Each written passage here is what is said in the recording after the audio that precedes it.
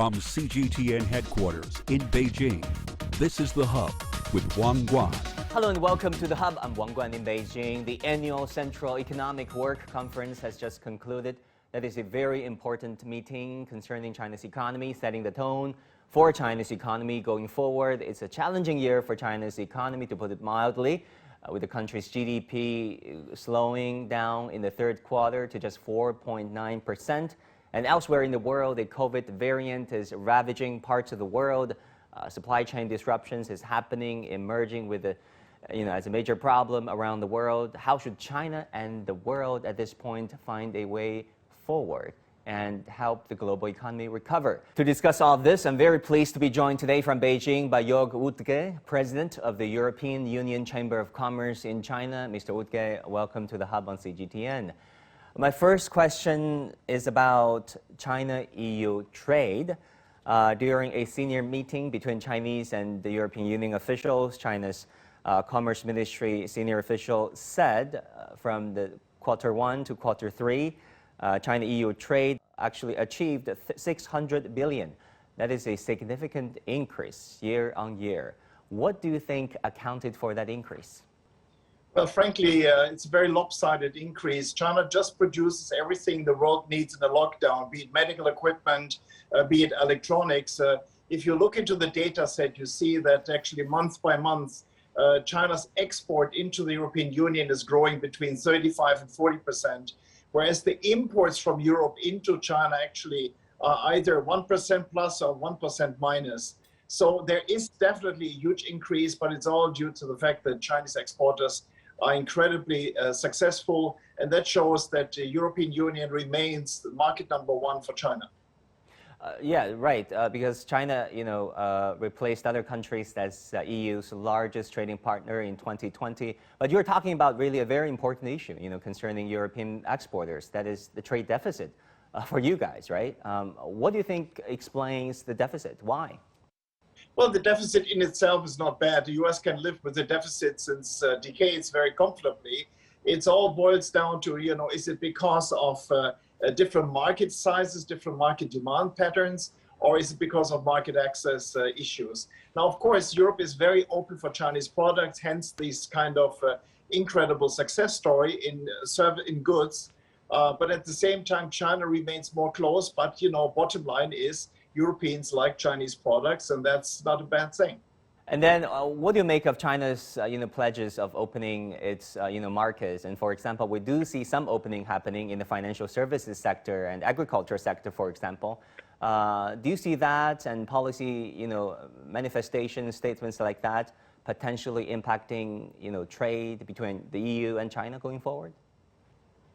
Well, 20 years ago, China joined the WTO, and I must say, I witnessed that, and I've been part of this journey. We founded the European Chamber because of this. As China was opening up, we thought we could chip in our knowledge and provide recommendations. And of course, the leapfrogging of reforms was staggering in the first 10 years. But over the last 10 years, we have seen baby steps in opening up. And again, we basically hear the word opening up. We even call it promise fatigue. So yes, China makes openings in the logistics, in the financial markets, but still, to us at least, very small. So the Chinese market is developing incredibly fast, but it's not that we can always play along with this. So how do you see COVID as a factor impacting trade between the two sides? Well, again, China produces exactly the products that Europe or the world needs in a lockdown modus, meaning it is electronics, it is textiles, it is also medical equipment. So in a way, China has been a beneficiary economically from that. At the same time, of course, everyone suffers from the kind of mess we're in logistics, containers getting stuck at ports, piling up. We have lockdowns on short notice also in China, where, for example, Ningbo port went down just because of one case. So disruptions on the logistics sides actually drive costs up and make life for exporters and importers very difficult. But overall, I think, given circumstances, I think the economies of Europe and China did actually cope well with the COVID challenge. Let's talk about investment. As we all know, the Comprehensive Agreement on Investment, otherwise known as CAI, has been stuck. This time last year, the two sides agreed in principle. about this historic investment deal, but the EU Parliament froze this deal. Do you see that deal still happening, and if so, when? I don't see it happening anytime soon. Europe started with sanctions, and China retaliated with outside sanctions, which unfortunately was covering 5 parliamentarians, and this European Parliament has to approve this deal. As there's no way out at this stage, at least I don't see it, how easing would help, how this kind of de-escalation of sanctions would help. I think we're stuck that the investment agreement is not going to happen anytime soon, though we would wish that it's going to happen. But doesn't matter. The growth is there. The investment opportunities are also there. It's a missed opportunity, but life goes on. Yeah, I mean, talking about missed opportunities, businessmen hate the fact that politics gets in the way of economics.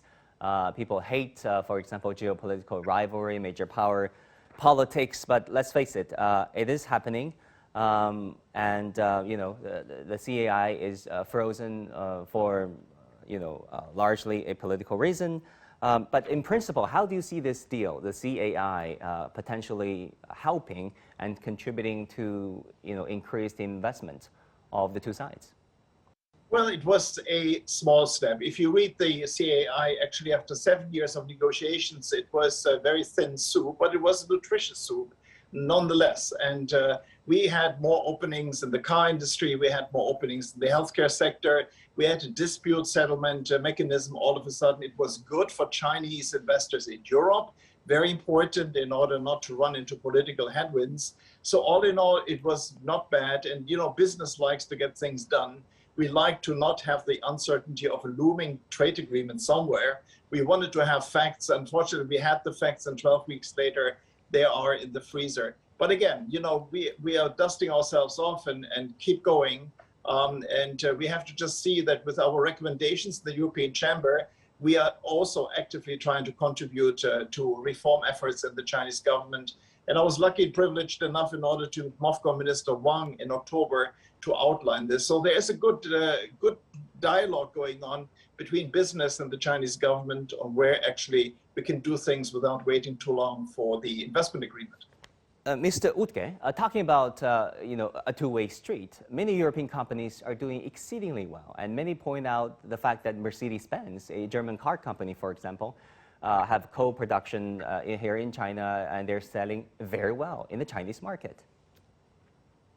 Well, there are 2 dimensions of our economic relationship. One is trade, where again, China is selling twice as much to Europe as does Europe to China. So there's definitely a lot of room for improvement. As a matter of fact, 6 years ago, European Union companies sold more into Switzerland than into the People's Republic of China. But of course, the big success story is the investment over here, the cars, the chemicals, the machinery, and so forth, where China has been opening fast. Manufacturing has been the area where we could access the market rather easily. And hence, we have been very successfully contributing to the economic development of this country. So in a way, if you look into the data set, European companies are contributing with other foreign companies. For example, in Shanghai, 30% of tax income. So it's not just that we are successful, we also make the locations where we are based successful.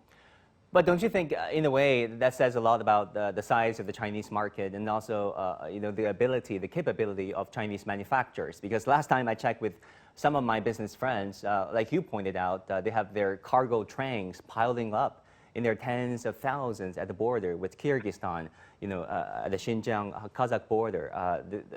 They cannot simply export because there are too many of them.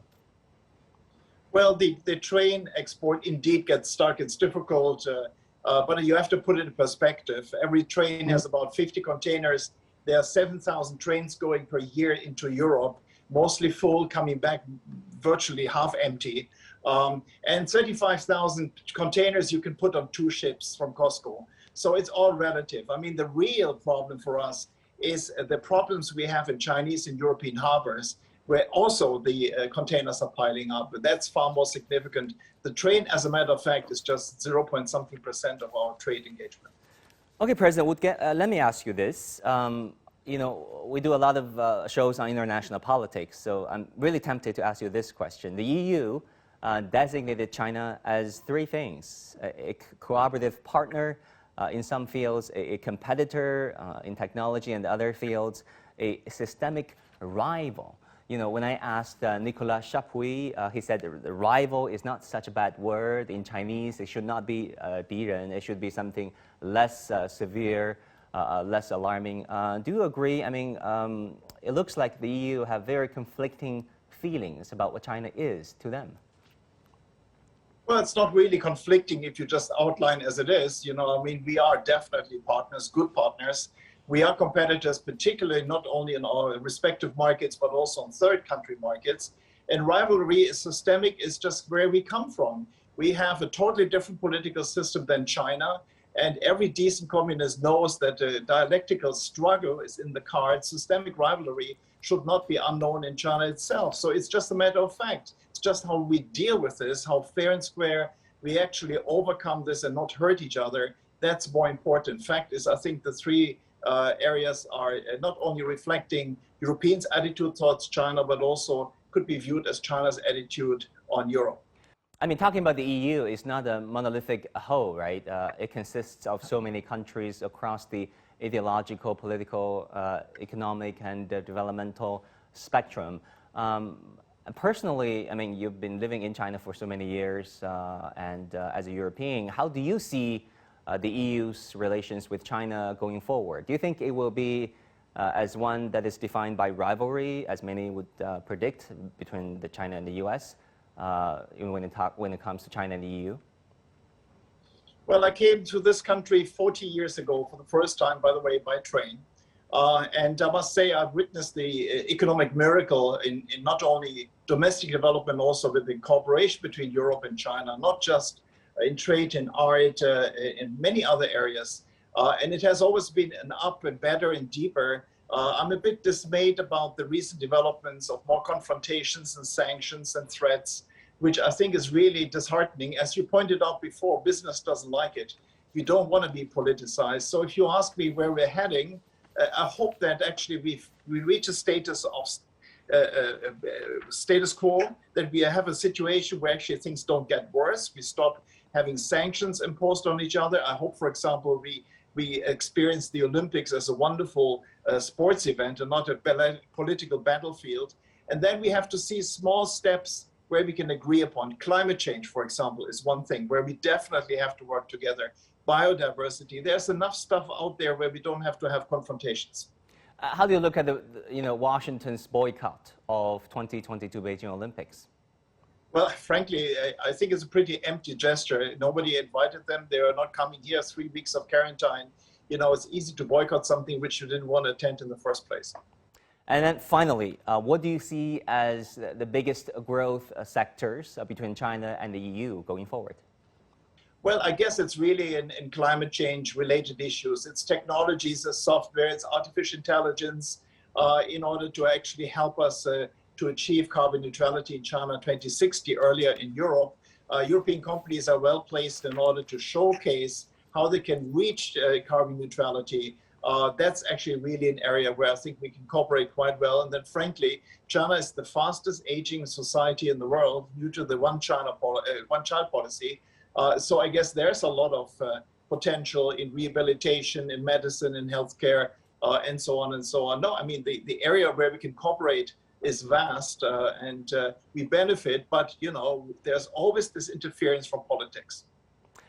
President Joerg Wuttke, President of the European Union Chamber of Commerce in China, thank you for joining The Hub on CGTN. Thank you.